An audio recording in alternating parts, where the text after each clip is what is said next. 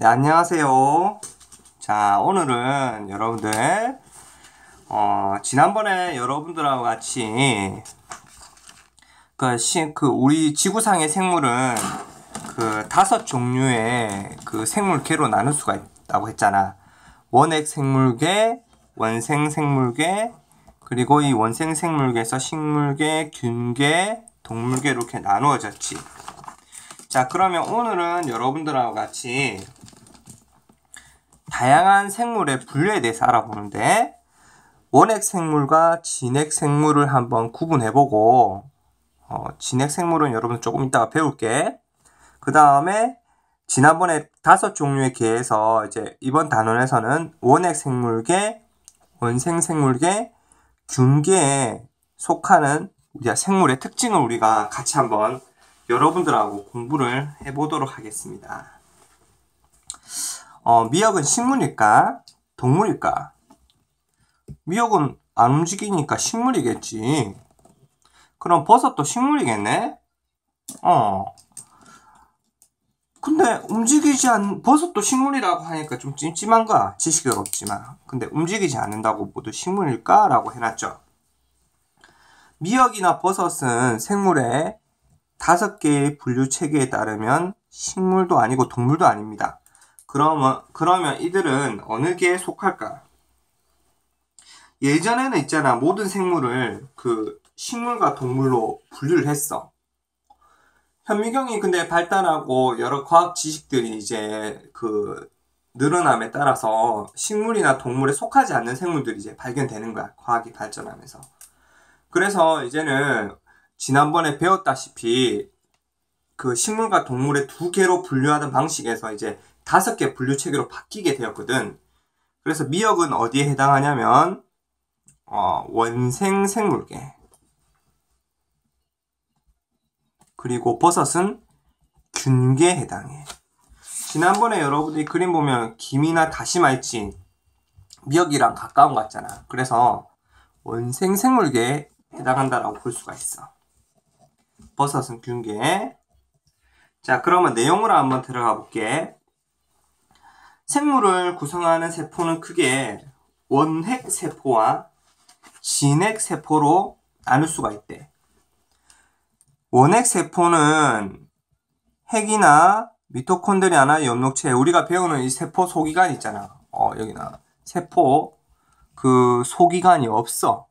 우리가 알고 있는 그 세포의 고유한 특징이 있잖아. 소기관들이. 그런데 진핵세포는 있잖아. 우리가 진핵세포라고 하는 것은 여러분들 이해하기 쉽게 우리가 알고 있는 세포야. 우리가 알고 있는 세포는 있잖아. 핵도 있고 세포막도 있고 미토콘드리아도 있지. 물론 엽록체가 있을 수도 있고 없을 수도 있어. 이런 세포 소기관들이 있으면은 우리는 이걸 뭐라고 부르냐면 진핵세포라고 해. 이러한 진핵세포로 이루어져 있으면 뭐냐? 그렇지. 진핵생물이 되는 거지. 쉽지요? 그러면 진핵생물은 뭐냐면 우리가 알고 있는 세포들, 우리가 알고 있는 생물들이야. 즉 원핵세포처럼 핵도 없고 세포 소기관도 없는 이런 생물 빼고 거의 대부분의 생물을 진핵생물이라고 하고 진핵세포라고 하는 거야. 이러면 좀 이해가 편리하지.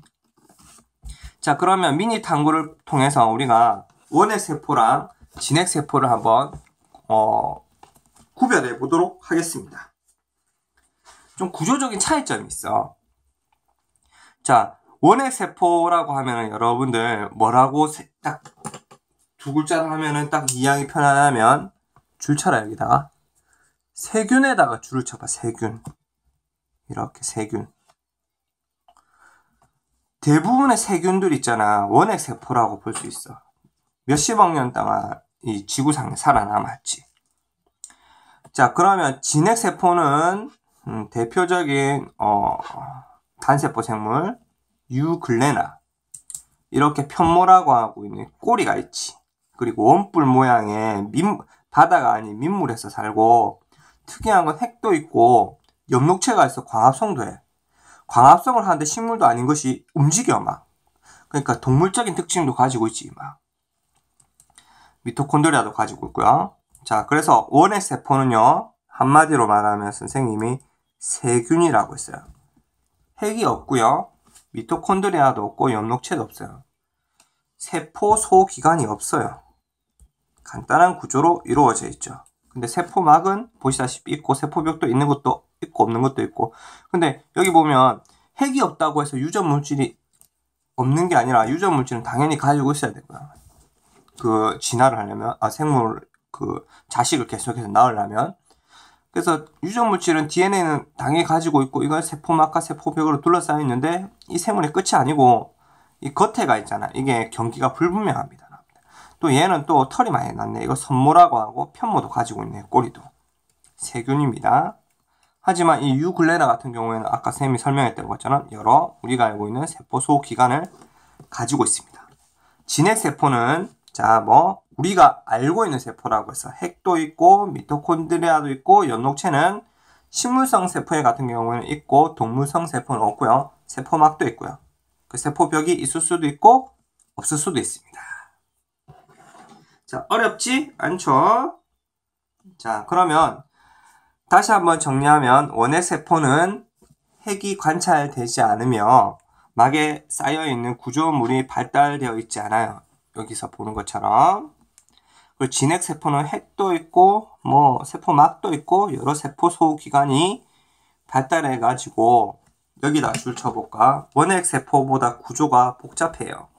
그러면 어디서 어느 쪽으로 진화했을까요? 그렇죠.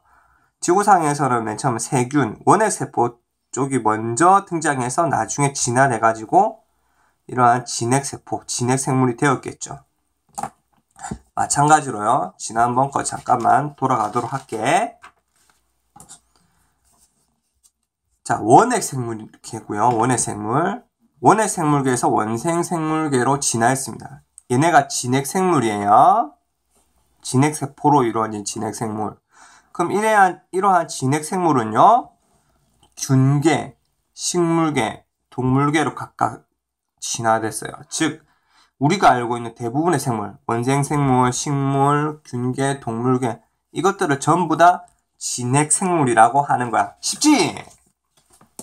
자, 그러면 페이지를 넘어가도록 할게.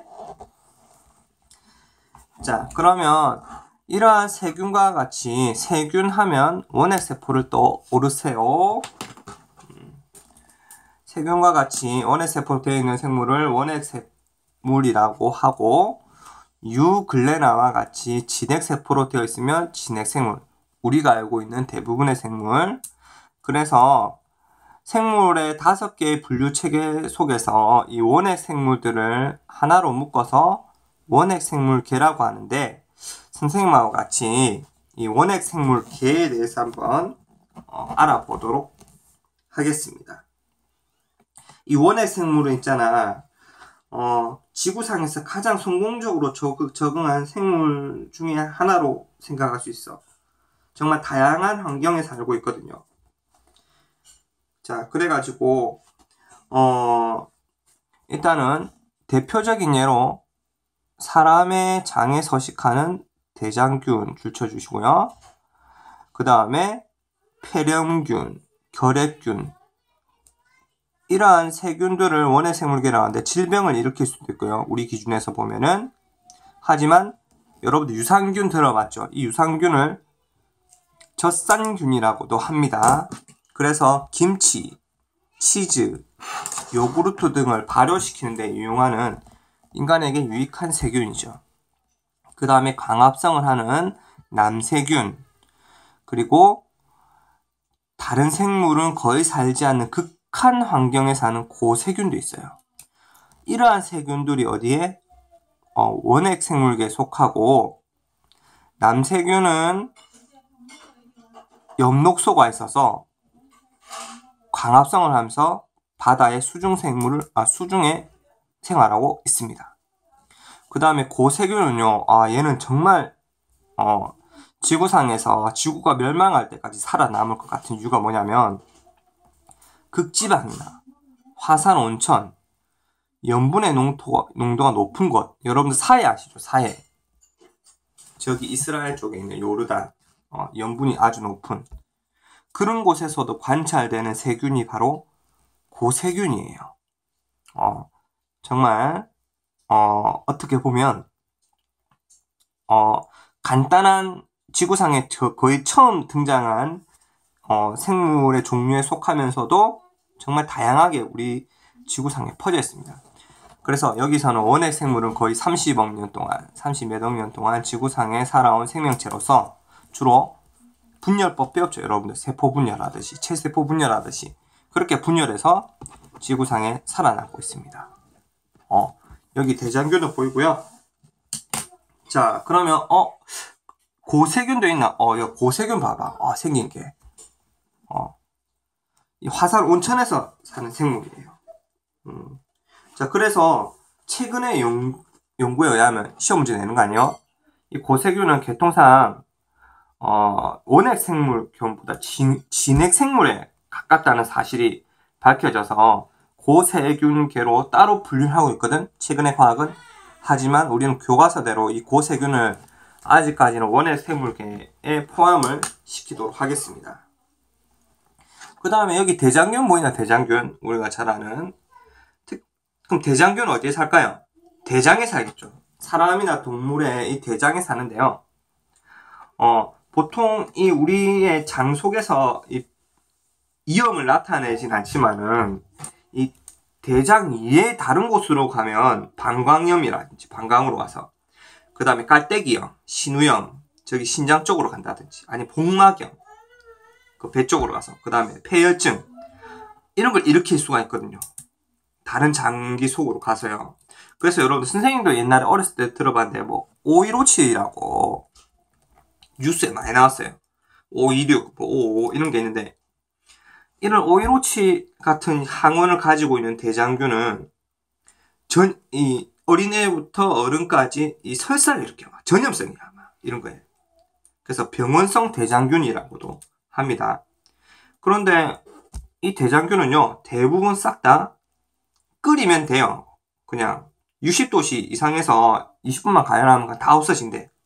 그래서 여름철에 이제 물을 끓여 마셔라 이 말이죠. 여름철에 잘 퍼져나가거든. 그 다음에 여기 유산균 보이냐? 젖산균. 이 젖산균도 있잖아. 이제 포도당을 이제 분해해가지고 젖산을 생성하는 세균, 유산균인데요. 참, 얘도 유제품, 김치, 간장, 식품 제조에 많이 이용되고 있죠. 그 다음에 뭐 여기서 나오는 헬리코팔로리균인가? 여기 있네. 교과서에 나오는. 얘네는 이제 위장 점막에서 이제 감염되어가지고 위염이나 위궤양, 십이지장궤양 뭐 이런 것들을 많이 일으키고 있습니다. 자, 여기까지 우리가 원핵 생물계에서 한번 살펴보았습니다. 콜레라, 장티푸스를 일으키는 세균은 세균하면 어디에 해당된다고요? 자, 좋습니다. 원핵 생물계에 해당합니다.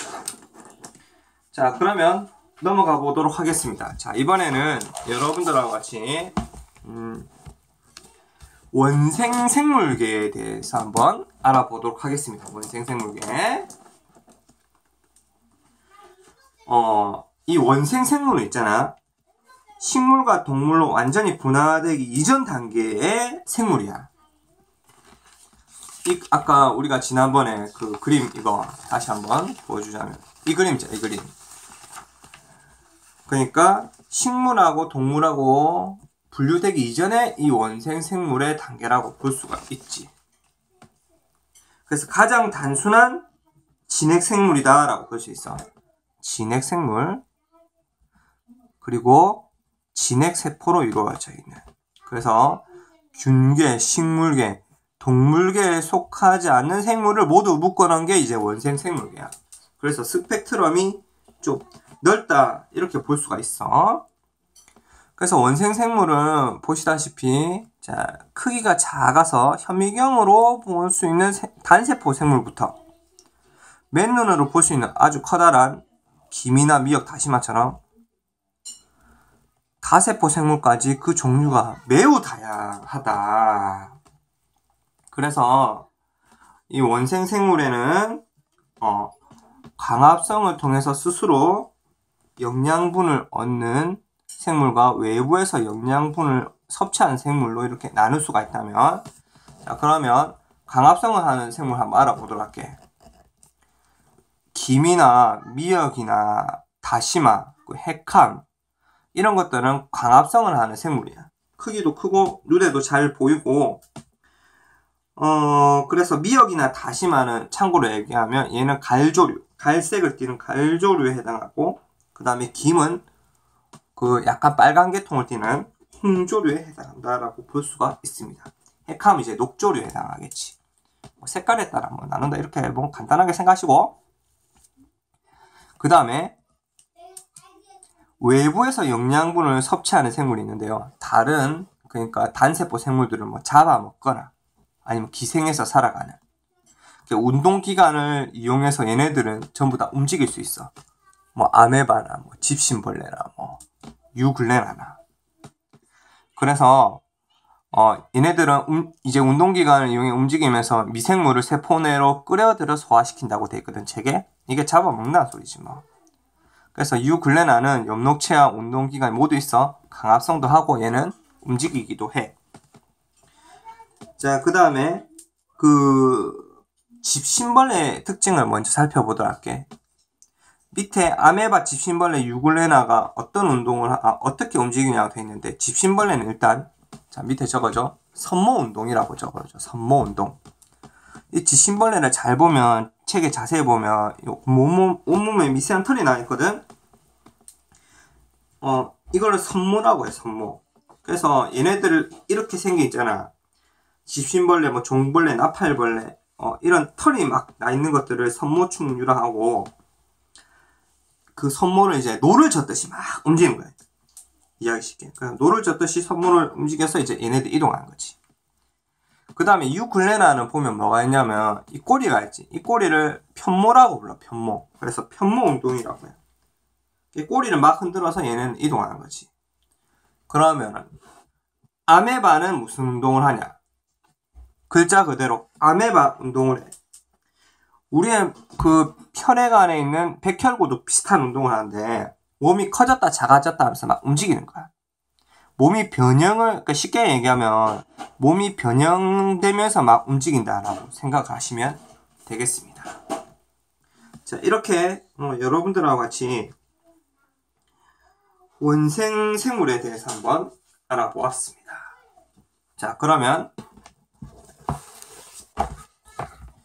균계에 대해서 한번 알아보도록 할까? 있잖아. 균계하면 생각나는 게 뭐냐면 곰팡이가 생각나. 음식물을 오랫동안 놓아두면 생기지. 선생님도 좀 오랫동안 자취하면서 있잖아. 와, 진짜 음식물 곰팡이 정말 많이 생겼죠. 우리 집에도.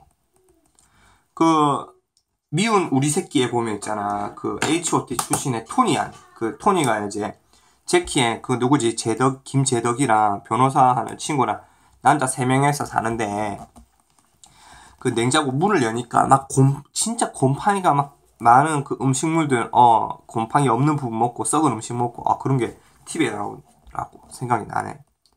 그 다음에 이 곰팡이랑 습하고 어둡고 영양소가 풍부한 나무 밑에서 이제 버섯이 이제 기생하면서 자라지. 이런 걸 균계라고 하는 거야. 균계.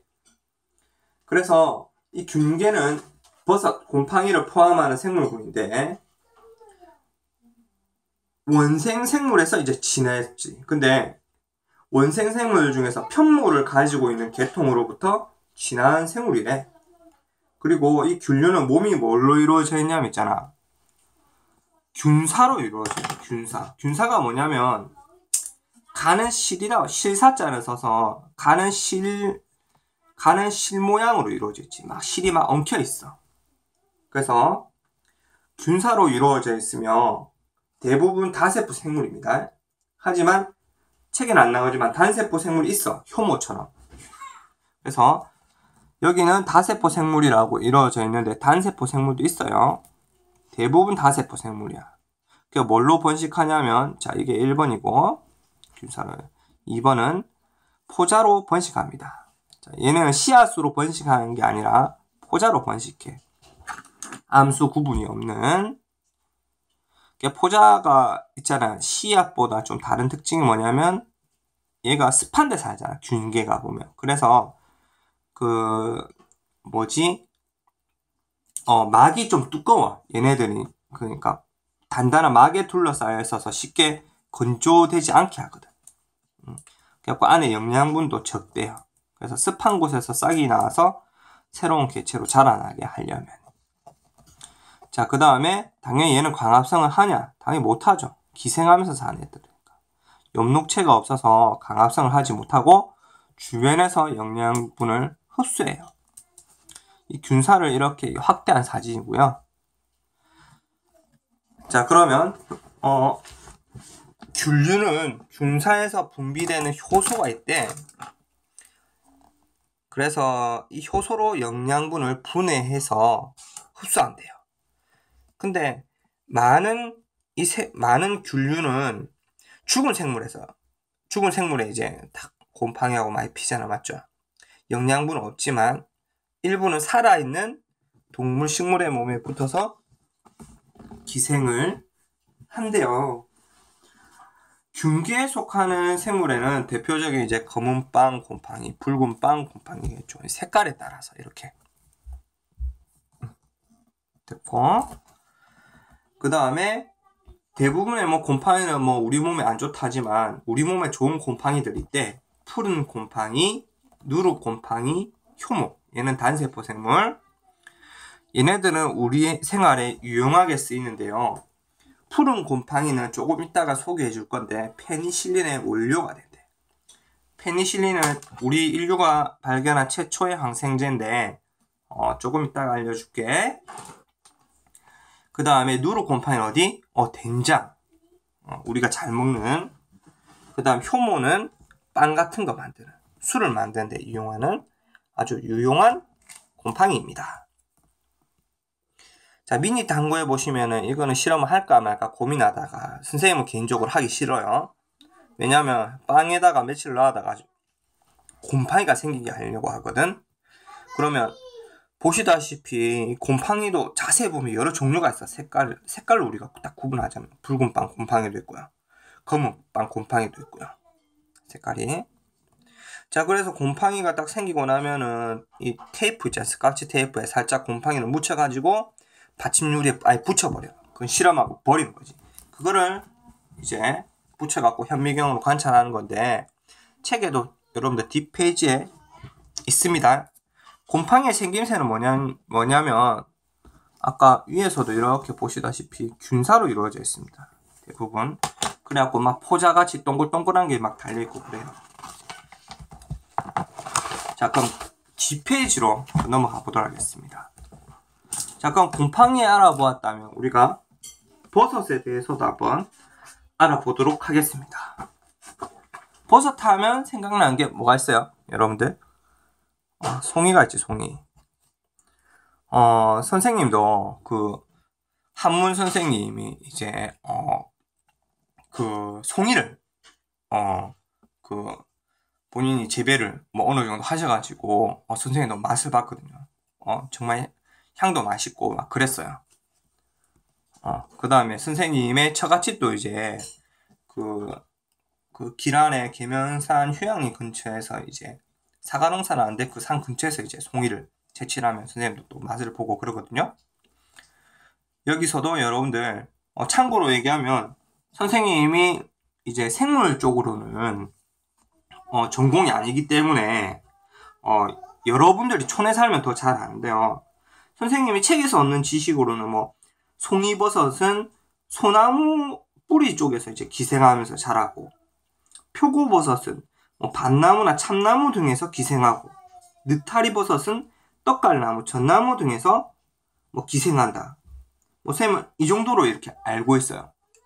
한번 한문쌤이나 한번 물어봐야 될 것 같아요. 여러분들이 더 잘 알 수도 있고요, 선생님보다.